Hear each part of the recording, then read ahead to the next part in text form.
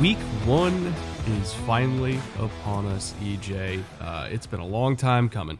A very arduous road to get here, but we are here. Full disclosure, we are recording this the day before the Thursday kickoff game between the Lions and Chiefs, and we are releasing this the day after that game. So we're not going to get to talk about that game today. Assuming this is going live on Friday morning, it's probably all anybody's talking about. We're talking about Sunday and Monday in particular. We are previewing, I don't want to say five most intriguing. Interesting games of week one. We've got a whole bunch of really fun stats, some film, some little tidbits. Hopefully not too scorching hot of takes today, but a lot to go over before we get to all that. EJ, how you doing? Ready to be overloaded. I always forget, no matter how much preseason I watch. We had the whole burst of college ball, week 0 and week 1. No matter how much I try and train for watching football, and I know that sounds silly, week 1 of the NFL on Sunday, the full slate is always overwhelming. I always forget how fast stuff happens, how much stuff happens on a given NFL Sunday. And I can't wait. I remember a couple of years ago, we were sitting in the sports book in Vegas during week 1, and literally it was every 10 seconds. It was like, oh shit. It's actually it's jaw dropping how fast and again, we're not used to it because we go an entire summer without watching football, but that is always the most jarring experience of the season, is to just have it back. You get nothing for 6 months and then it's all just there. But it's also one of the most fun Sundays of the year, specifically because of that. Also, one more note before we get to our first game, because I picked 2, EJ picked 2, and then we kind of had a joint pick. So we're talking about 5 games today. But before we get to that, I do want to thank Underdog for helping to make this show possible, not just today, but all season long. If you have yet to fill out your pick'em slips for this Sunday, we have several numbers to go over with you today that you may or may not find interesting. And if you've never done a pick'em slip before, as always, you can go to underdogfantasy.com/bootleg. Whatever your first deposit is, they will match it up to $100. And also, they started doing this recently. EJ, I don't know if you knew this. If you use our link and our code to sign up, you also get access to a special of the week. So I think this, for week 1, I think it's Patrick Mahomes over half a passing yard. So it's about as free a square as you could possibly get. And so if you sign up with our code, you also get access to that for pick'ems, which means if you're trying to hit on a 5-leg pick'em, you basically have to hit on 4 now. So if you're interested in that, if you're interested in trying out pick'ems, put down $10, get another free $10, go wild. And okay, let's get to our first game. I went first because I did the agenda, so I took that from you this time. Dealer's choice. Dealer's choice. My first game, Eagles at Patriots. This is a game that I've dubbed the snake in the grass because everybody's been on Philly. Basically, since the NFL schedule was announced, right? Everybody's been on Philly for this. The line is still Eagles favored by 4, if you're into that sort of thing. I don't think anybody on planet Earth is picking the Patriots to win this game. That being said, there are some schematic nuances, I should say, that people need to be aware of that might make this game a lot closer than you think. And I would even put the Eagles on upset alert here because the Eagles offense is largely the same, virtually the same pass catchers, obviously the same offensive line, same quarterback, same system, same language, same everything, right? It is the same offense. And if you go back to last year and you watched this very high-powered offense, the 3 games where they struggled the most were the NFC Championship game against the Niners, also against the Cardinals. Not a very good team, but their offense struggled mightily against them. And then they struggled even more against the Colts. Also not a very good team. And it wasn't that the Cardinals and the Colts were some defensive powerhouse like the Niners. It was schematically how they approached the Eagles. If you look at the numbers, again, the Colts only allowed 17, the Cardinals allowed 20. The Colts played cover one, meaning man coverage across the board, single high safety, 53% of the time. The Cardinals didn't play a whole lot of cover one, but they did play a lot of cover three at 37%. So almost 40% of the time they were in cover three. And the 49ers also very near 50% cover three. I think it was 48%. So it's a lot of middle field closed coverages. Colts went more man heavy, the others went more zone heavy, but essentially they were leaving one safety in the post to kind of give help in that deep post area where Devontae Smith and A.J. Brown tend to do a lot of damage. And they were leaving as many bodies down in the box as humanly possible to make the math more favorable against the run and to also help them out against the RPO game as well. And the Eagles struggled against that. Like, the big bad Eagles receiving corps did not get a whole lot of separation against the Colts DBs. Like, they held up in man.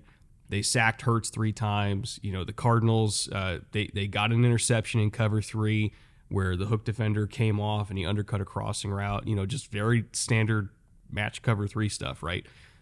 And those particular coverages gave the Eagles a lot of trouble. And I think it's because teams didn't just sit back and play cover 2, and they didn't just sit back and play quarter half and just get run over with death by 1,000 paper cuts with inside zone over and over and over again and getting RPO to death over and over and over again. They challenge these receivers. They challenge Hurts to make really, really tough throws down the field and to hang in the pocket against tight coverage and not take sacks. And I think kind of issuing that challenge is really how you have to play against the Eagles, or else they're just going to run over you.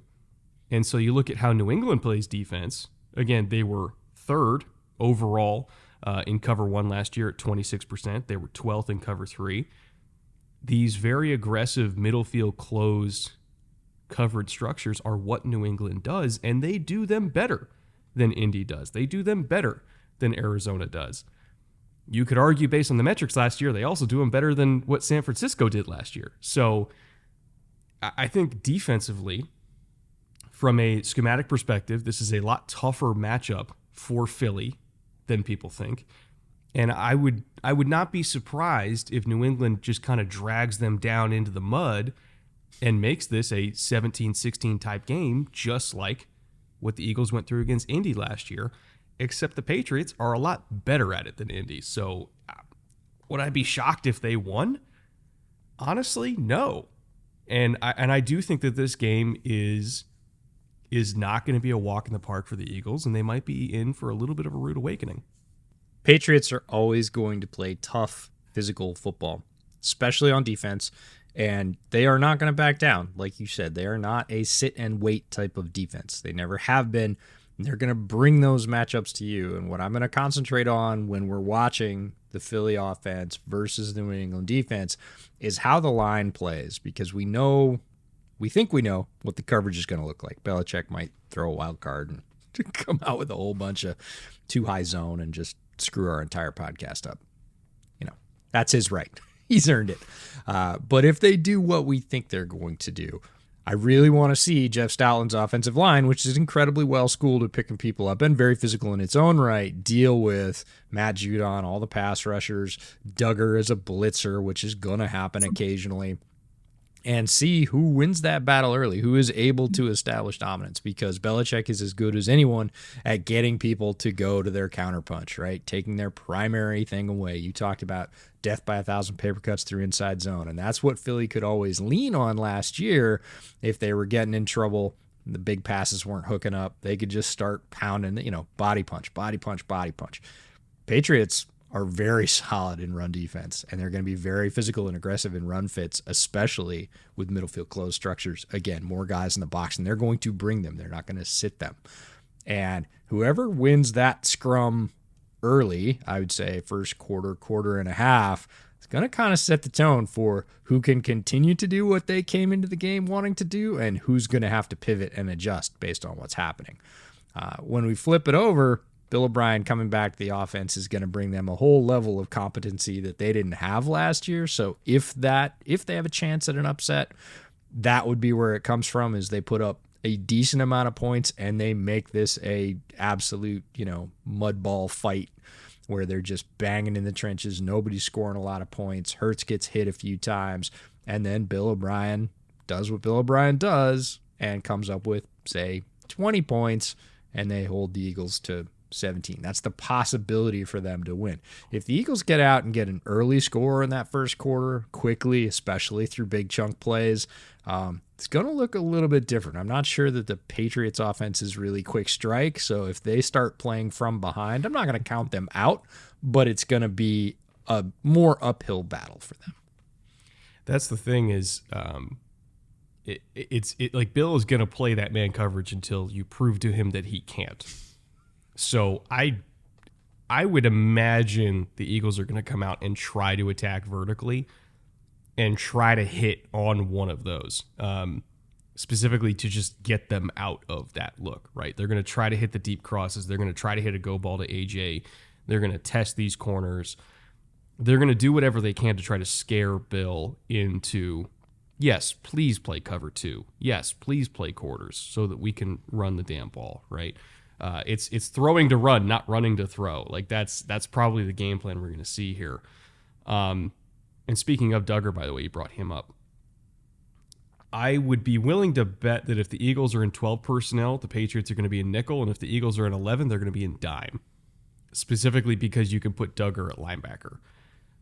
Because if they do want to run cover 2, maybe they do want to protect these corners down the boundary. Maybe they do want to leave those corners in the flat so that they can trap all the quick little hitters to the flat that Hurts loves to throw. Like he loves to throw short and outside the numbers, right? And just get the gimmies out there.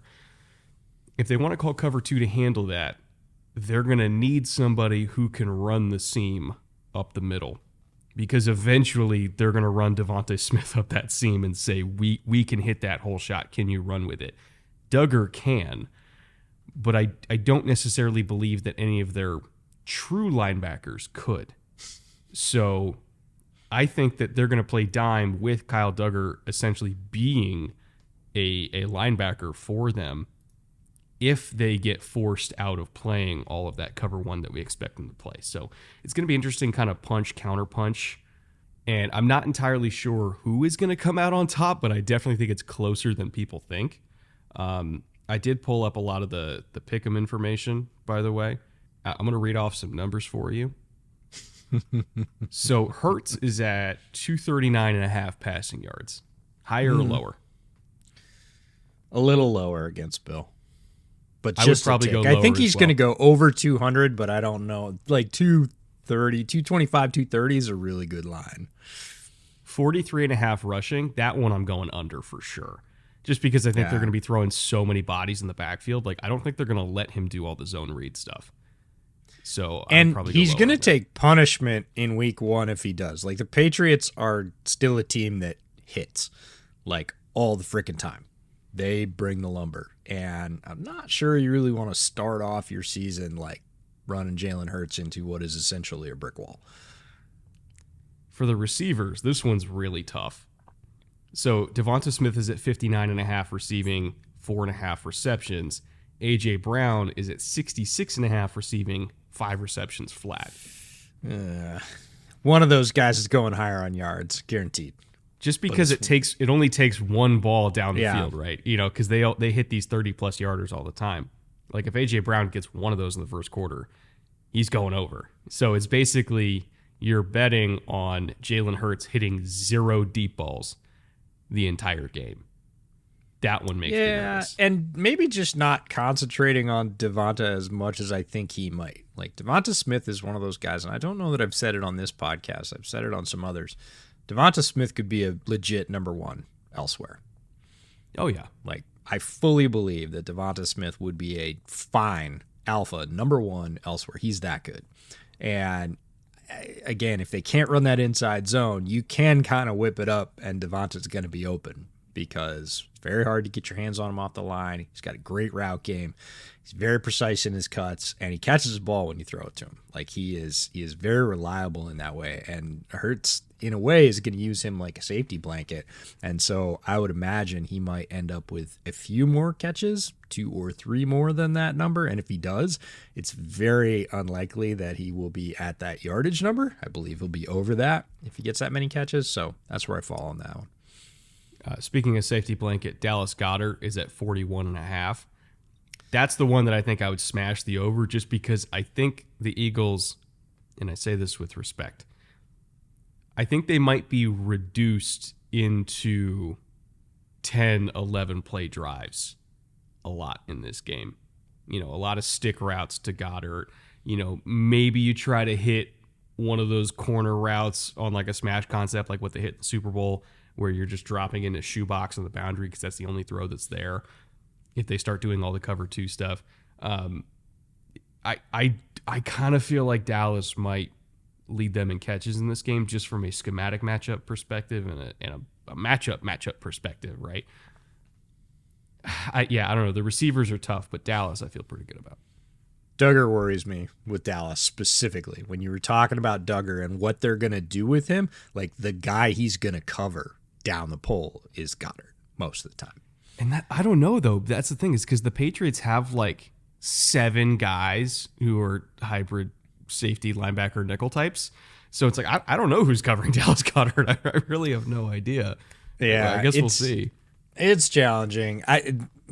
They're going to get some offense. I mean, the way we've been talking about it, it sounds like the Eagles are a toothless team. They're not. They're just going up against what is a very well-schooled and usually tight from a musical perspective, defensive team. Like, they play well together. They don't leave a lot of open gaps. They don't have a lot of busted coverages, and they're physical. But Philly's really good. Their offensive line is extremely good.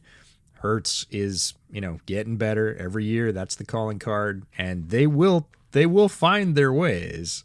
Will they find them enough? I think they probably will, but I'm with you. It's going to be a closer game than people think. Let's get to your first game now. Who do you got? Packers Bears. I'm legally, contractually obligated to do this game. And it's an interesting game in a different way for the first time in a long time. Look, the Bears are 11-29 versus the Packers over the last 20 years and 3-17 in the last 10. This has not been a rivalry for all intents and purposes. Rivalry means each team has a chance to win, and the Bears largely haven't for the last, couple of decades, but definitely for the last decade. It's Jordan Love's first start as the unquestioned leader of the team on the road in Chicago. It's going to be, the schedule makers did them no favors. It's Justin Fields, with a full offseason of a coaching staff that understands him.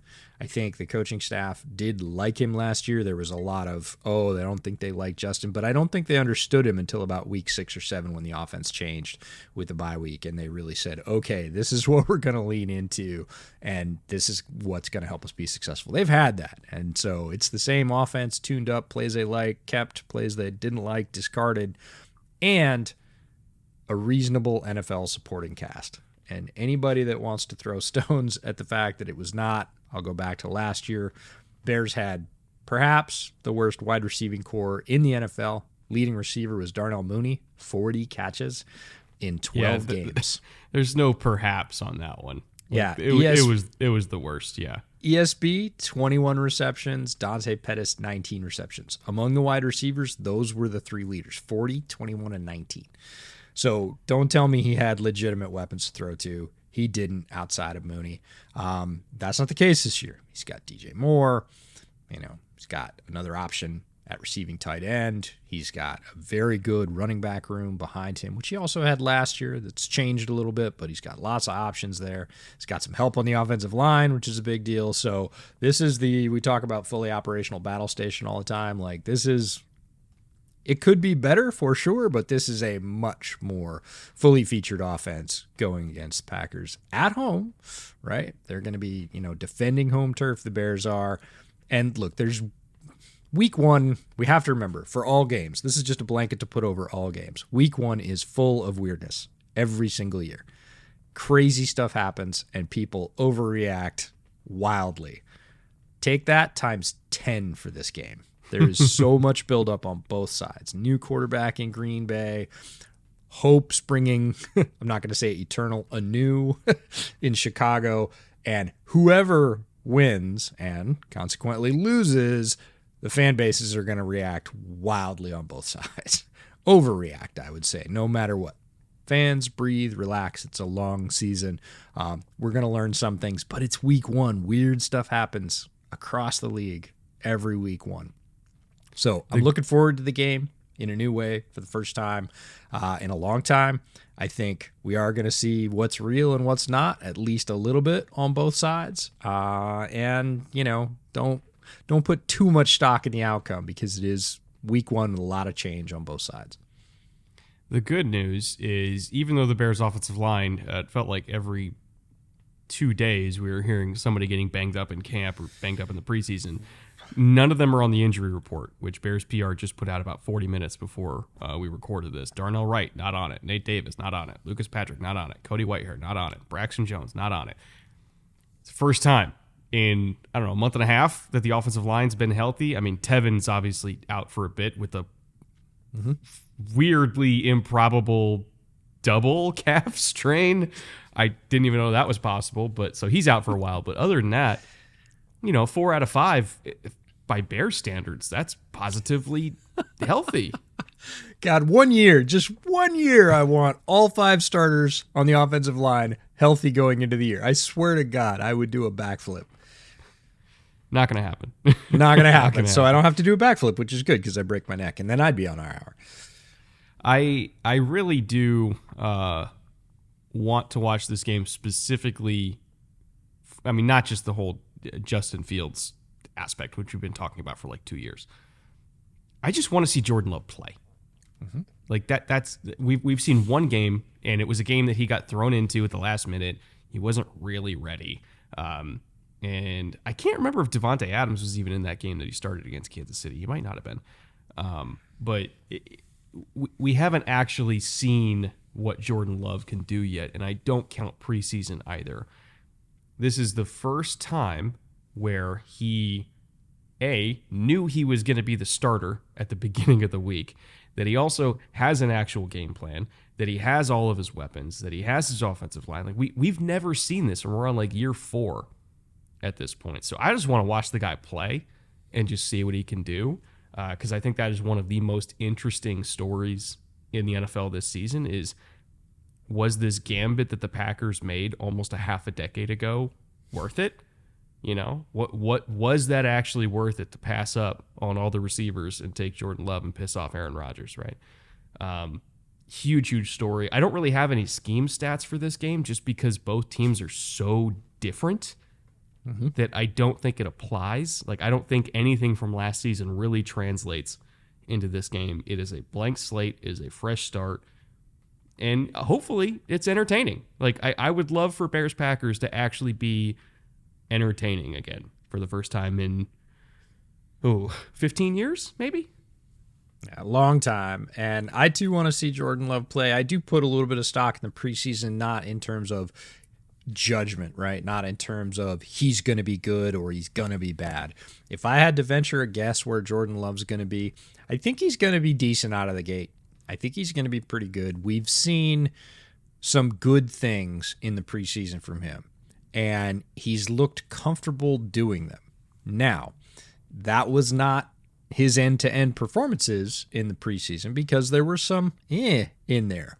And that's if you're a Packers fan, what you're worried about is that there's not going to be that rock solid consistency of a quarterback just able to make plays, 9 times out of 10 when the NFL average might be 6 times out of 10 or 5 times out of 10 on some teams. You could count on Rodgers and Favre making a play the vast majority of the time. I think you're going to see Jordan Love make some of those plays. He has that ability. He's flashed it in the preseason. What you're not going to see is that consistency, down to down, drive to drive. You're going to see a couple of great plays, and then you're going to see a couple plays left on the plate, right? And we'll see how quickly he starts filling in those gaps. But he's looked smooth. He's looked comfortable. He has not looked overwhelmed. He's shown all the physical skills they hope he has. He's still tickling that consistency, and that's what's gonna be the real kicker when live action starts up. Everybody's game planning. People start to get tape on him. So really about game 6 or game 7, start watching then, because he's going to have to adjust. All quarterbacks do. I don't care who they are. They get a little honeymoon. They get the first 5 or 6 games for free. And then people go, oh, he can't do this. We're just going to push on that nerve until he proves that he can. And then everybody has to pivot. And that's when I'm really, sort of after the third poll of the season, right? You get through the first third of the NFL season. Then I'm going to start watching Jordan Love really closely and be like, all right, what do you got now, Rook? I mean, because he is essentially, basically, as a starter, he's a rookie. What do you got now, new, fresh starter? Can you bounce it out when DC's, pin their ears back and come after you in the ways that they know will hurt the most? But I don't think he's gonna stink it up out of the gate. I think he's too good for that. He's not going to be super consistent, and that consistency balance is what I'll watch for the first third, and then longer term. Okay, are you able to make a difference? Are you a truck? Are you a trailer? To use DJ and Bucky's analogy, where are you at in the hierarchy? What are you really doing for the Packers? Today's episode is brought to you by ButcherBox, and I know a lot of you might be familiar with what ButcherBox is already. It's a subscription service where you can essentially create either custom or curated monthly delivery boxes of grass-fed beef or crate-free chicken or wild-caught seafood, and it just saves you a trip to the grocery store. Everybody knows that already. What you might not know is that they're also a great resource for learning how to cook amazing recipes for yourself. They literally have a whole tab on their website dedicated to a bunch of incredible recipes created by a lot of different chefs for pretty much any cut of meat you can think of. So you can go through all those and then get inspired to make something delicious. And then if you want the convenience, you can just stay on ButcherBox's website and make up a box of all these different cuts that you want to cook based on those recipes, and they'll just send it right to you. I've cooked a lot of meals with the meat that I get from ButcherBox myself. I get boxes every month, and all the cuts are really good quality, and I've turned them into some fantastic dinners and lunches for me and my wife. So if you're a meat eater yourself, or if you're just a home chef that wants some inspiration for how to cook meat in a new way that maybe you haven't tried before, if you order from ButcherBox and use our promo code BOOTLEG to get literally any order, you will get $20 off that first order.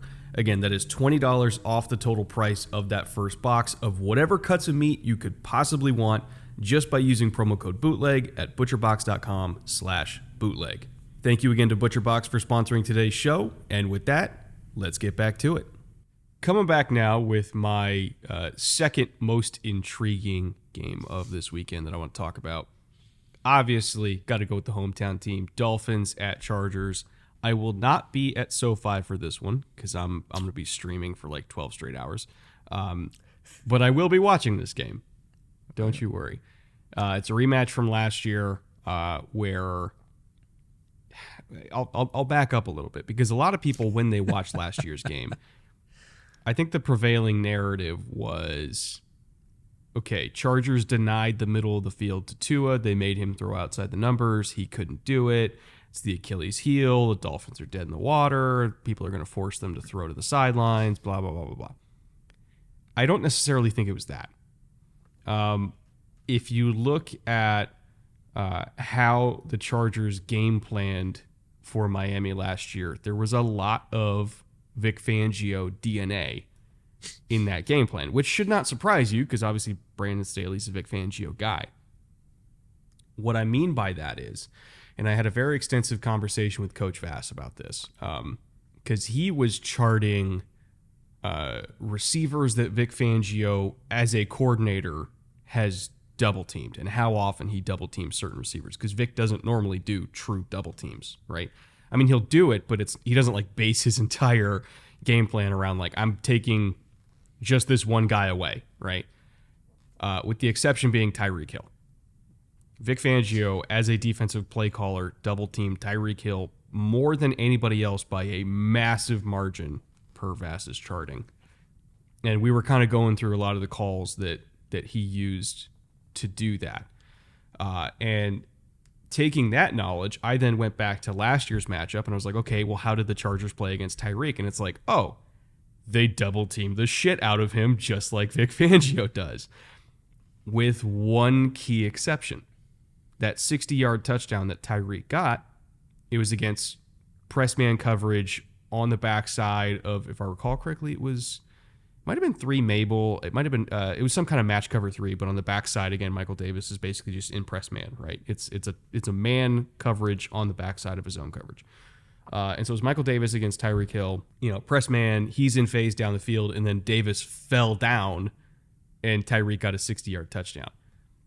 That was 60 of his 81 yards for the game. The rest of the game, he got 21 yards. Mm-hmm. So the double teams were working outside of that one play where it wasn't actually a double team.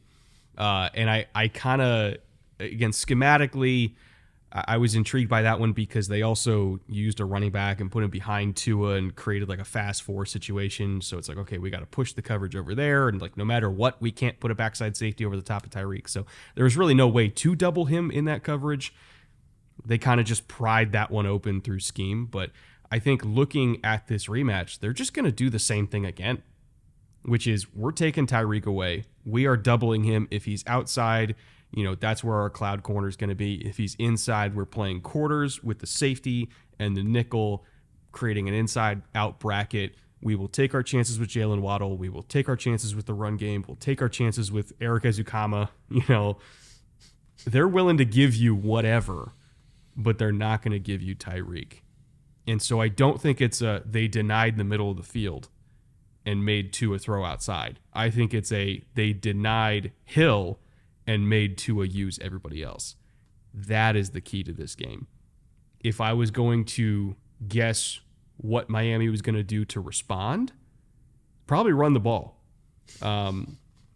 Again, we're looking at a lot of different too high coverages here, whether it's quarter, half quarter, or just straight up quarters. Mostly too high coverages, not super packed in the box. And looking back at how the Dolphins addressed that last year, they didn't run the ball into those looks. Raheem Mostert had, I think, 4 carries the entire first half, and he led them with 11 the entire game.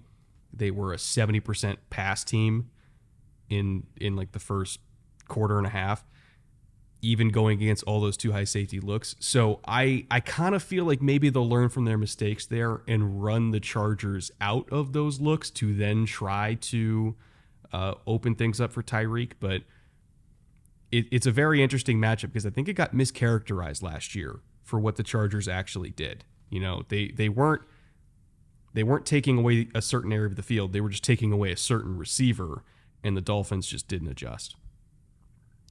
It's funny, you and I got to the same place by going around the barn different ways. We both think that, the Dolphins are going to run the ball, and I'll talk about why. But one of the funny things about the Chargers, to go back to the Chargers side, is, and I had this sort of weird run-on train of thoughts. You know me, my trains are very long and make a lot of noise. I was driving to the store this morning, and I was like, oh, God. So Joe Lombardi was the punching bag in L.A. because he couldn't get the offense going. And Herbert, after his amazing rookie year, fell off. So everybody, threw darts at Lombardi and the offense, right? And it gave Staley, a defensive coach who was hired on the strength of his defensive coaching resume, cover, right? It's a smokescreen. We look at EPA per play last year for the Chargers. Pass defense, which you were talking about in your focus on how they're going to take away Hill, 9th in the league. Really good. Mm-hmm. Run defense, 32nd. Not a good one. Dead last. Painful. Right? So when you have a coach who is heralded as a defensive coach, and this has been the whisper, right? The Chargers aren't good because of Lombardi, and they got to unleash Herbert, and oh, by the way, did you see that they can't do dick against the run and haven't been able to now for years? This is not an unknown. If you dig into the Chargers at all on defense, the thing you're going to say 3 sentences in is, man, they got to stop the run. They got to get some guys. They got to scheme. And this is from a defensive head coach. And he has been getting that pass. Oh, he's a first-year head coach. Oh, if the offense supported and the defense didn't tire out, blah, blah. There's no more passes. Kellen Moore's in the building. We both expect the offense to take a major jump. We expect Herbert to return to somewhere near those record rookie levels. And if that happens, there's no more shelter for Brandon Staley. Like, the defense has to be better. And to do that, like, 9th is a fine ranking against the pass, especially with that much emphasis on the league and passing. We both know that teams that are very good against the pass go do well in the regular season and go farther in the postseason. But if you are stopping the run in the 30s or even the low 20s, define stopping. You're not. Like, maybe you're not the right word for it. Right. It's a toll booth. You can't have that anymore. And if that happens, this is where the train went to eventually, is the next coach of the Chargers is waiting in the wings. I think that they will be better, primarily because a lot of their issues last year were also due to injuries. Like, they lost a bunch of IDL. Chargers and injuries? What? I know. Shocker, right? But, like, looking at their defensive line right now, with Austin Jackson, Sebastian Joseph Day, Morgan Fox playing that 4-eye/5 technique role. On paper, I know it's in them to at least be like 20th, right? 16 to 20. I feel like It's we said in the there exact somewhere. same. We said the exact same thing last year, and I do think this is the year the bill comes due. If they are not better, and I mean substantially better on that side of the ball, not as a passing defense. Again, if they were in the top 10 again as a passing defense, great. But if they don't improve substantially against the run, and I mean getting out of the bottom third of the league, they were dead last year. Even coaches that suffer injuries, they don't end up dead last, like, because that's where the Chargers were. So I really think that if they can't get over that hump and they, say, miss the playoffs, maybe win 9 or 10 games and miss the playoffs again, I'm not so sure that the Chargers organization is going to be really patient with Brandon Staley moving forward if Kellen Moore's sitting there as the offensive coordinator and the offense goes as well as we think it does. Look, we all know he's going to get the head coaching cap at some point. The Chargers might say, hey, we're just going to keep this one in-house. And I know the NFL doesn't like that in terms of hiring, but I think that might be a very strong pivot if the defense doesn't rebound, because we say this every year. They got a ton of talent. They could do it. They got the dudes. This is the year. And then, wop, wop, wop, wop, they don't do it. So they got to do it this year. It's put up or shut up time. I think it's, what is this, year 4? No, year 3 or year 4. Year 4. It's going into year 4.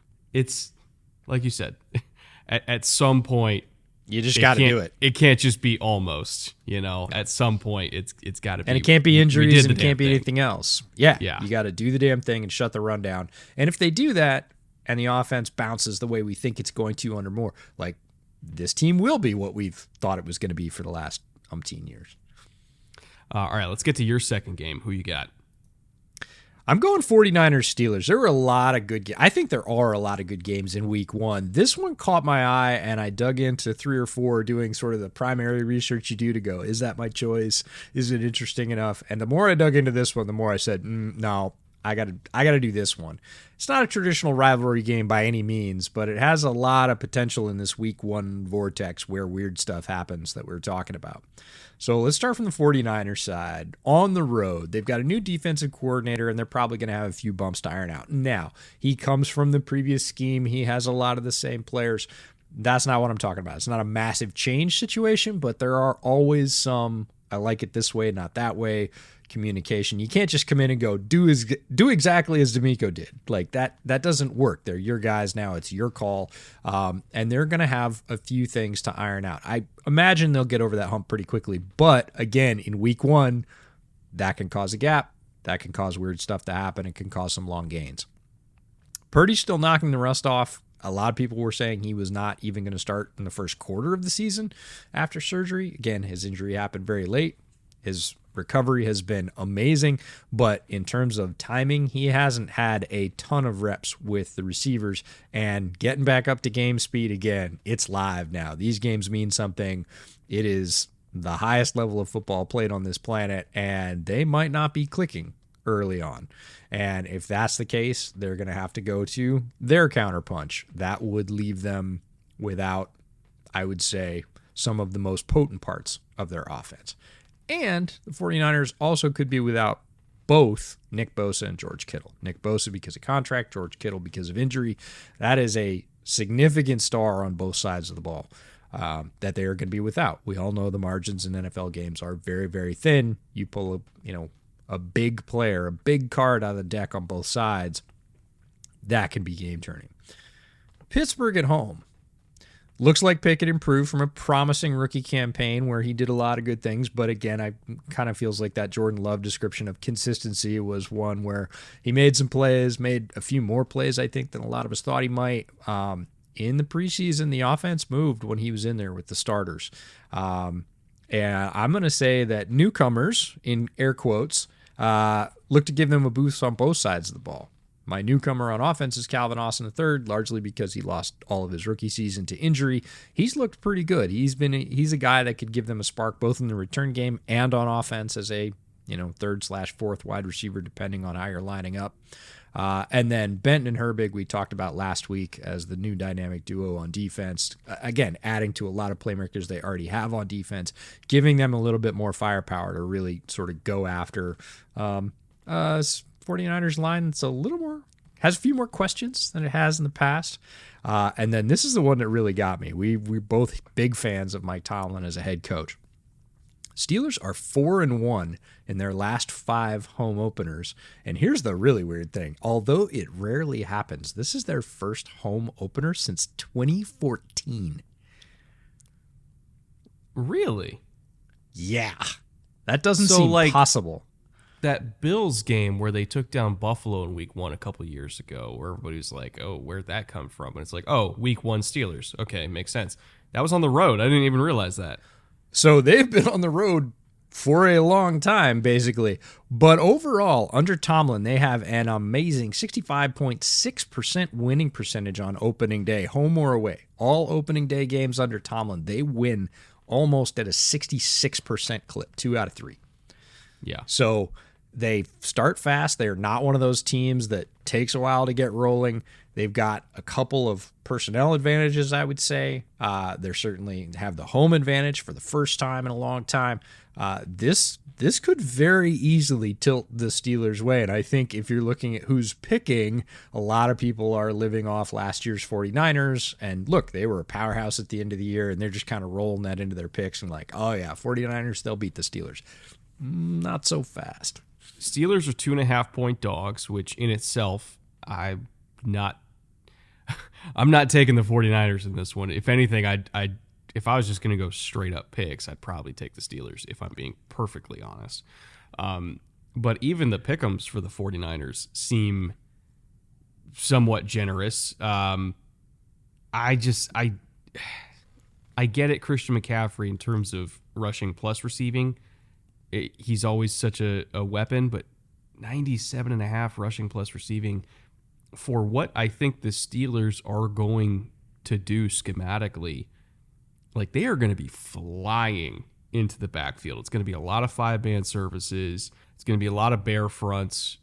If I had to pick a winner in the matchup between Keanu Benton and Jake Brendel for who can get front side faster on a zone run, I'm going to go with Keanu Benton. Like, I know he's a rookie. I know it's his first game, but he is unreal. And oh, by the way, Cam Hayward and Larry Ogunjobi are flanking him on either side. So I don't trust that the Niners are going to be able to run the ball here, just because of the types of fronts, that the Steelers like to play, and also just the talent that they have up front.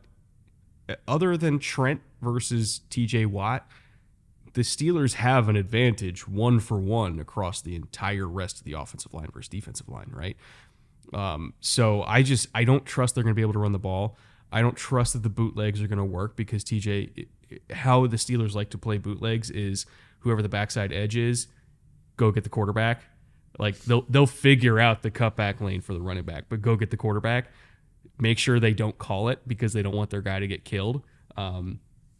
And normally Kyle's response to this type of super fast, aggressive front that's just flying into the backfield, and we're playing bear fronts and we're doing everything we can to penetrate, what is he going to call? Counter, right? He's going to pull guys from one way, get them going the other way, wash everybody down. They're going to punish the aggression. They're going to create a wall of human bodies where the pullers can then kick out front side and we're off to the races. Here's the thing. George Kittle is a huge component of their counter run game, using him as a puller, using him, to pick off guys in space, using him to kick out the edge. He is a massive part of what they do when they call counter, and he's not going to be there. So I don't trust that counter punch is going to be available to them like it normally would against a team that plays this style of defense. So it's going to be so much cover 3, an irresponsible amount of cover 3. Like I'm talking like 55% plus here, right? But I just don't think the Niners have an answer for that. I don't think they have an answer for the aggression. I don't think they have an answer for the types of coverages they're going to see. I don't think they have an answer in the run game. And I don't know. I don't see it. Like 2.5 point dogs for Steelers just seems dumb. Like, is there any other way to describe that? It just seems dumb to me that's the line we're looking at here. You've wounded me deeply with your Charlie Werner slander. I love Charlie Werner, but come on. Like, I know. I'm just giving you a hard time. What are we talking about like, here? He's really, he's really good, but if he's in there, that's what he's doing, and that's a head start right there. Like with Kittle, you can't cheat and go, oh, well, he's going to block the counter, right? Because, he's going to give you hands on and be 15 yards behind you, and you're going to give up a huge chunk play if it's Kittle. Not the case with Warner in the passing game. That's not the kind of plays he's going to be in there for. Quite frankly, he's probably not going to get his hands on the ball. He rarely does. He's an excellent blocker, but if he's there, you already know what's happening, right? You can set your angle. You're getting an extra half step. You're getting an extra half tick off the snap of the ball because like, hey, I got to take this guy on. It's going to be physical. It's not going to be easy, but I know what I'm doing. So it does give the Steelers an advantage there. And I'm with you. I don't think them being dogs, this feels, if anything, more like an even matchup. And again, when you look at, Tomlin's record in general, starting off the season, and just really sort of where the Steelers are versus where the Niners are based on how they've come into this season, I'd say head up even. And if I've got to tilt, like if you're going to tie one hand behind my back and say, all right, what are you really going to do? I'm probably going to put a mark for the Steelers. All right, let's get to our last game here, our joint pick game, where we put our heads together and contributed to decide who the most intriguing game of the week is. How could we not go Aaron Rodgers' debut with the Jets on Monday Night Football against Josh Allen and the Big Bad Bills? You guys knew what it was going to be. This is the game that everybody's been looking forward to. An incredible amount of hype behind it on both sides, honestly. Bills Twitter and Jets Twitter are both in top form this week. So I tip my hat to both of you. It's an awesome matchup. I really can't wait to watch it. There's so many storylines on both sides. And again, Jets have been on Hard Knocks. And look, press has been 24/7 since Aaron Rodgers decided to join them. Bills storylines, again, if you are a Bills fan, a Bills follower, it never really lets down. Bills are 24/7 news in Buffalo year-round. And there's some significant changes. Leslie Frazier taking a year off. Sean McDermott, how is he going to handle the balancing the sort of CEO, head coach role with calling the defense? Again, he has a defensive background. It's not that it's new territory for him, but this is, I don't want to say reversion. This is a change, right? And we'll see. I have a lot of faith that he can do that. But again, rubber hits the road. Can he against what is a very good offense that he'll be trying to contain? And I have news.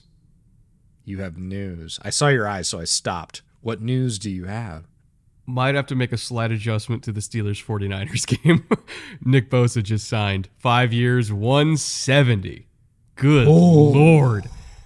He's going to be motivated. Not that he needs any motivation. Nick Bosa, one of the very best defensive players in the league, not just the edges, a true difference maker on defense. And I kind of felt like they had to get it done, but I was also thinking that it might come a little bit later. They might try and toss it in the Friday news dump. They just said checkbook now. Have must. $34 million a year. You knew it was going to happen. There wasn't another way to sign a guy like that because he knows what he's worth. Heavyweights get paid, and he got paid, and so ta-da! Gives them another very good, I would say great arrow in the quiver going on the road against Pittsburgh in week 1. So evens it up a little bit. And if Kittle again comes, he's a big wrestling fan, comes charging out, is that George Kittle's music? Is he going to play?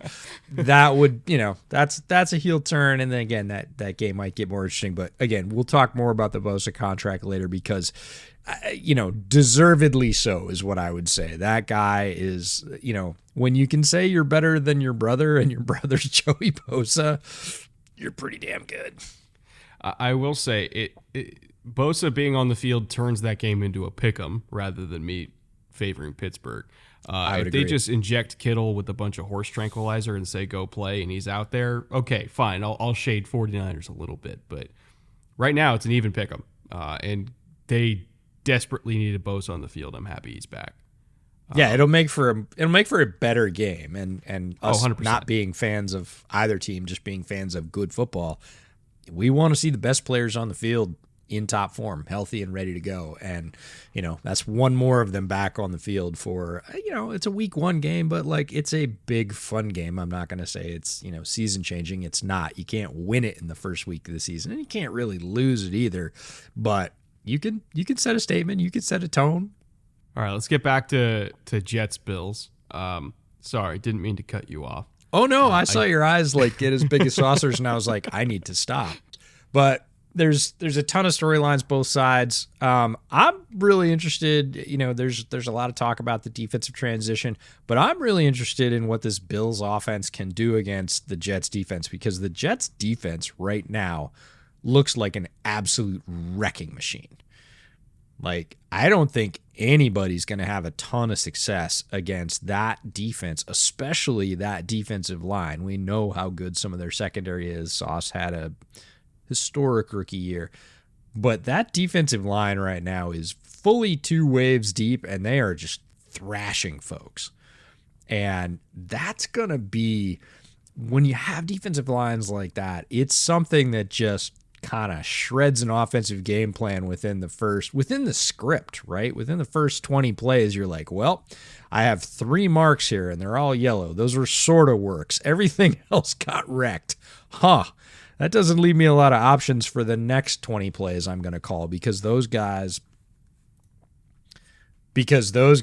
are just mashing everything. And, it's like throwing sticks of dynamite in the well. It's just kind of your whole plan goes to hell, and you're like, how are we going to survive this? That's what the Jets' defensive line looks like right now. I'm really interested because the Bills, we talked about how good they were. They were our very last pod in the summer preseason, series review. We talked about how historically good this Bills team was last year on both sides of the ball. This is a very good offense, but they're going against one of the best defensive lines in the league, and I'm fascinated to see what they can get done. When I look at X factors for this game beyond, Jets good, I look at the addition of Dalton Kincaid and what it does to the Bills offense, specifically for how they match up against the Jets, which I know it sounds like a word salad. But like if you look at how schematically the Jets were playing the Bills last year, they could kind of do a little bit of everything. They could play cover 1 if they wanted to. They could play cover 3 if they wanted to. They could do their usual quarter stuff. They could do their usual quarter half stuff. But you could tell that in terms of on-field threats, the only one they worried about was Diggs. Like they didn't seem scared of Gabe Davis. They didn't seem scared of Dawson Knox. And I think adding Dalton Kincaid into the equation significantly changes what the Jets have to do from a coverage perspective. I don't think man coverage is on the table in this game. Like, obviously Sauce is Sauce and he can do his thing, but I don't trust anybody else in the Jets secondary. And I don't trust any of the Jets linebackers to handle all these choice routes from Dalton Kincaid without help. I feel like you have to more lean into zone coverages where it's, hey, he's in the slot. Our nickel is outside leverage, funneling him inside into his help, and we essentially create an inside-outside bracket on him. And we're more comfortable, with if Diggs is outside to the boundary, we could try to shove him into the boundary. But we're more comfortable with that, taking our chances with Diggs than we are with taking our chances with Dalton Kincaid getting free choice routes all day long. So you can't really play the man coverage here. I think there's also certain zone coverages that you're forced to play when Kincaid and Diggs are next to each other. For instance, if Kincaid is outside, because we know he can get vertical on you, so you're definitely not putting a linebacker out there. And I would even say you don't really feel good about putting any of your safeties out there too. So you're putting a corner out there. You're having to play some sort of zone match coverage with a corner out there on Kincaid. But if Diggs is next to him in the slot, there's certain brands of quarters that I'm kind of like, ooh, I don't feel good about that either. Like if we're doing a stubby call, which means the nickel has to carry Diggs vertical by himself with no help, I don't feel good about that. So now we have to have that safety bracket Diggs, which means we're running, if it's like trips, okay, we have the backside safety poaching number 3 vertical, but that means that on the backside, Gabe Davis, either A, we're throwing go routes to Gabe Davis all day, which we know he can do, or if the corner's playing way over the top of him to stop that, we're giving him free backside digs, right? So, not like Stephon Diggs, I mean like dig routes, right? So the it's other like, Diggs. okay, the other Diggs on Diggs. So it's like, yeah. Okay, so we want the backside safety to maybe sit inside of Gabe Davis so that we could play that inside out, but that means that again, we're taking our chances with everybody else on the front side, and I don't know. There's just not like a good answer for it. There's only just a bunch of half decent answers for it because of the fact that you have Dalton Kincaid that can play either outside or inside, and you can kind of use both of them and move both of them around and swap different roles between him and Diggs and just find matchups, right? And just be fucking annoying. Like that's what they're going to be, is just annoying by moving these guys all around. My general conclusion is that the Jets were already first in calling quarters last year, all different types of quarters. They're going to do it even more in this game because they feel like that's the only way to keep numbers in the secondary so that they can have leverage advantages against both Kincaid and Diggs at the same time. Like I don't think you can play cover 1 against them. I don't think you can play fire zone against them. I don't think you can play most types of cover 3 against them. I just don't trust it. So you have to play quarters and quarter, half. I don't really think, I mean, maybe depending on who's in what spot, right? And I just think that what that does then is it opens up the run game to, it's not even on the front 7 at that point. It's on the front 6. And it becomes a chess match up front of like, okay, how are you then going to try to play the zone read stuff with Josh Allen with 6 guys in the box? Like, what's your answer there? So the Kincaid addition just changes the math in so many ways. And it makes this game a lot more interesting than just, Aaron Rodgers and Garrett Wilson and the Jets defensive line. It's how do you handle the Bills? Because they're a lot different this year than you think, just because of drafting a freaking tight end in the first round. I hope Ken Dorsey was watching college football over the weekend. I doubt he was. I bet he was busy getting ready for this game, but college football provided a bunch of answers for this. And there were no less than 3 plays that I saw on, Thursday through Sunday, because college was long this year, where teams rolled out 2 wide receiver, 2 tight end sets, and they ran them condensed. Yeah. And if they do that, the Jets are going to be like, because again, Bills have a slightly different running game, but the Jets are going to be compelled to play base defense. And if you get Jamie and Sherwood matched up on Dalton Kincaid, yes, please. That's the thing, is I think they're going to have a general rule of we are not playing base. Our base is nickel no matter what. Like that man is a receiver. That's He's right. not a tight end. That man is not real. But if you play a condensed set, you're bringing all the pieces in, and you can run from that. The Bills can run from that, and you're going to put a lot of pressure on their corners to set edges, right? Because, again, if you put both tight ends, if you motion, put both tight ends on one side of the set, then what are you doing? There were some really interesting little sort of curl flood routes that were fascinating in terms of, again, levering defenders out of the way. You could tell that what the offensive coordinators were doing is, okay, I'm going to take this to move this guy. I'm going to take this to clear that guy. And then I want this guy. He's coming basically third into that area, and he's got, the third best defender available, and he's already got 2 clear routes running ahead of him. And if Ken Dorsey was watching that, he's going to pull a couple of those for Kincaid, and it's going to hurt because Kincaid can pay those off. He can make good. He can make big chunk gains that are going to scare you a little bit and make you change what you're doing. And again, any team that can do that to any other team to make you get out of what you were doing primarily to now adjust to us, then you're dictating tempo. And I'm with you. Kincaid's a fascinating lever to allow the Bills to be able to do that this year. I think the only way that we see cover 3 out of the Jets is if the Bills just come out in a bunch of really, again, condensed but 2x2 looks, right? With 2 threats on one side, 2 threats on the other, whether under center, pistol, or gun, but just in terms of receivers, 2 and 2. I think that's kind of the only way that we see cover 3 from the Jets, but I don't really think the Bills are going to call much of that. I think they're going to do trips. I think they're going to, of all types, right? I think sometimes Kincaid's going to be the isolated guy. Sometimes it's going to be Gabe. Sometimes it's going to be Diggs. I could even see them doing some nub stuff where Dawson Knox is the Y, and then we have Kincaid, Diggs, and Gabe all next to each other, right? Just cause.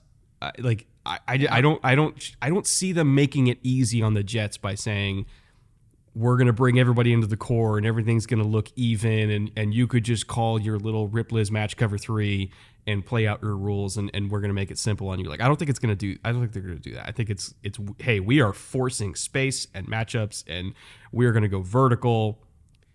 Deal with us, So it's going to be a fascinating game. And we didn't even really talk about the Jets offense versus the Bills defense that much. What do you do against Garrett Wilson? He is such a problem, and I get it. The receiver depth is not great in New York, but it wasn't that great in Green Bay either.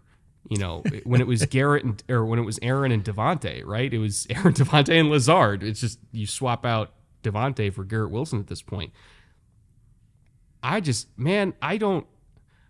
trust any DB with the Bills. And that's a great secondary, but I don't trust any of them on Garrett Wilson.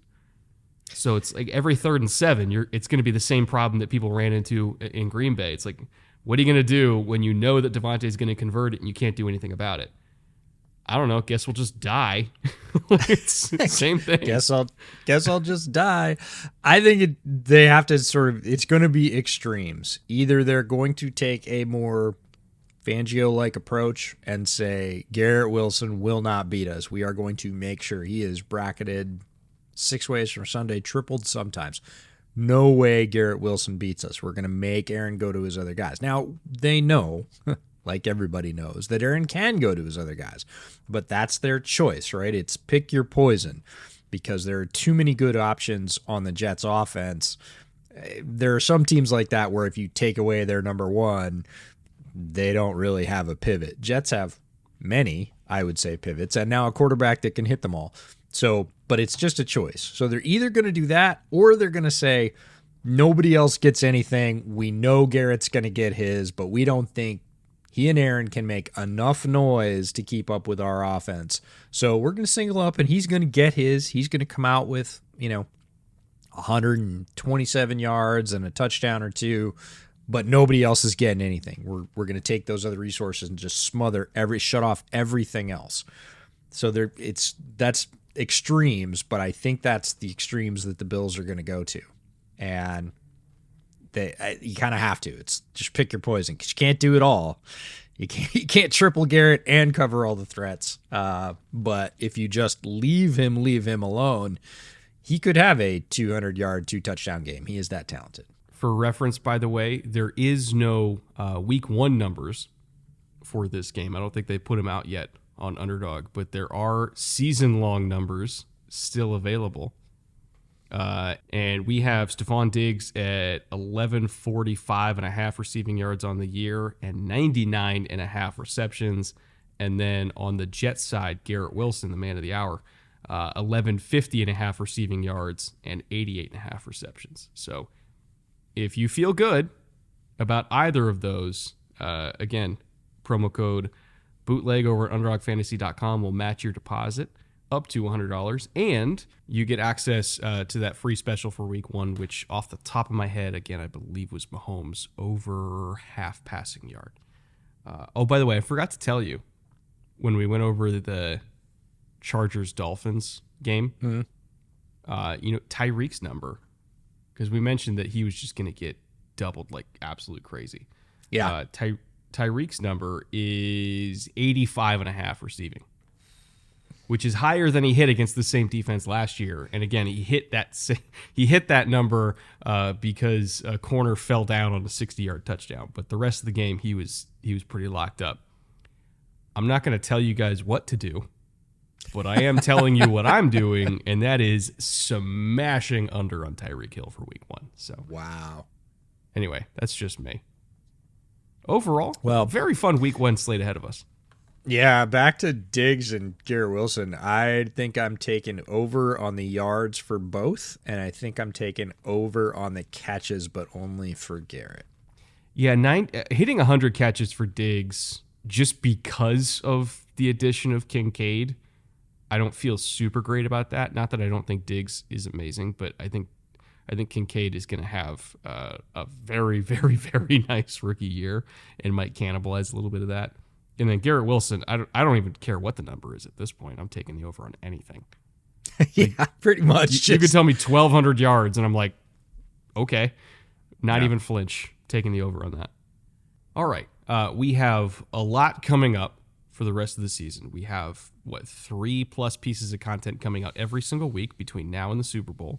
Every single Monday, we're going to have kind of like a quick little reaction show that we're going to do crack acid dawn on Monday morning, basically, to get that out for all of you guys reacting to Sunday games. Not going to be crazy production values or anything like that, but I know a lot of you are always asking us on Monday morning, like, so what'd you think? And we never actually had a Monday morning show, so we're going to do that this year.